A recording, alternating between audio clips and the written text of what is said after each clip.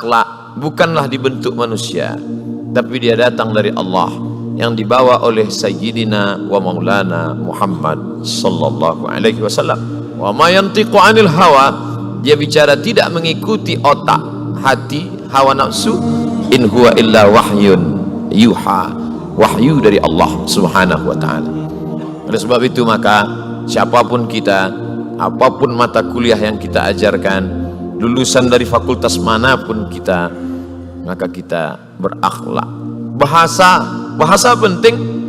Berapa banyak kami di Sumatera yang tidak bisa bahasa Inggris, mau masuk ke IIU International Islamic University S2 program magister harus punya skor TOEFL 550, TOEFL Test of English Foreign Language. Bingung gimana caranya? Cukup pergi ke kampung Inggris di Pari. Banyak kawan-kawan saya pergi 6 bulan di sana. Begitu pulang lancar bahasa Jawa.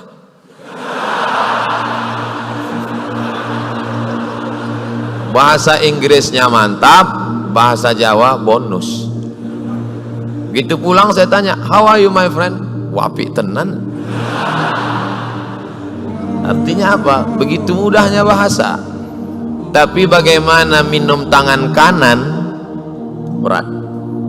Ceramah berapi-api. Cobalah lihat bunyi ayat. Inna fi khalqis samawati, dalam penciptaan langit, wal ardi, penciptaan bumi, waqtilafil laili wan nahar, perputaran siang dan malam, la ayat, itu semua ayat-ayat. Ayat Al-Quran, ayat kursi, ayat dalam surat Al-Fatihah, itu ayat tersurat, tertulis, tinta di atas, pena di atas kertas, ada tulisannya. Tapi ada ayat yang tidak tertulis. Ketika kau pakai otak akalmu memikirkan langit, muncullah ilmu yang disebut dengan ilmu astronomi. Bagaimana perputaran, Masya Allah, memandang ke atas terbayang Neptunus, Venus, Pluto, Mars berputar. Tolong kalau sholat di Masjid Raden Patah jangan memandang ke atas. Itulah mengapa kita dianjurkan sholat melihat tempat sujud. Karena kalau sholat di sini, Bismillahirrahmanirrahim, Masya Allah. Berpikir ke atas, membayangkan, lasyamsu yanbaghi laha an tudrikal qamar, tidak mungkin bulan berjumpa dengan matahari, tak mungkin matahari menabrak bulan. Wa kullum fi falaki yasbahun, semuanya berjalan di garis edarnya masing-masing. Berpikir tentang langit, muncul ilmu astronomi. Berpikir tentang bumi, muncul ilmu geologi.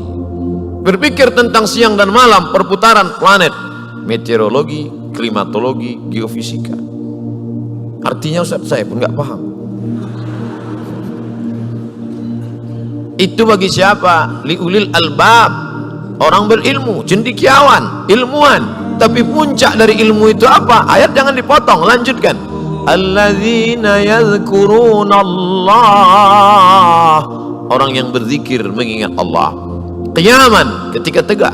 Wa qu'udan, ketika duduk. Wa ala junubihim, ketika berbaring. Setelah dia berzikir, berpikir, keseimbangan antara kecerdasan intelektual, kecerdasan spiritual. Puncak dari pertemuan intelektual dengan spiritual keluar dari mulutnya, Rabbana ma khalaqta hadza batila, tidaklah yang kau ciptakan ini sia-sia. Ditutup dengan faqina azabannar. Puncak dari ilmu adalah takut kepada Allah. Makanya dalam Al-Quran dikatakan, siapa itu orang berilmu? Apakah S1, S2, S3, postdoktoral? Siapakah itu orang berilmu? Orang berilmu adalah innama yakhshallaha min ibadihil ulama, orang yang takut kepada Allah. Puncak dari ilmu adalah akhlak. Maka kalau ada orang berilmu tapi tidak takut kepada Allah, dia akan menjadi musibah lebih hebat daripada tsunami. Tsunami yang meluluh lantakkan ujung Sumatera. Na'udzubillah. Oleh sebab itu puncak segalanya adalah akhlak. Ini tanggung jawab siapa? Tanggung jawab kita sebagai mahasiswa, sebagai dosen, sebagai pejabat, rektor, wakil rektor, dekan, wakil dekan, ketua jurusan sampai ke bawah, sampai kalah kepada pegawai-pegawainya. Maka mesti ada kebersamaan antara yang tiga ini: pejabat di kampus, pegawainya, dengan mahasiswanya. Kalau tidak seragam, maka tidak akan muncul.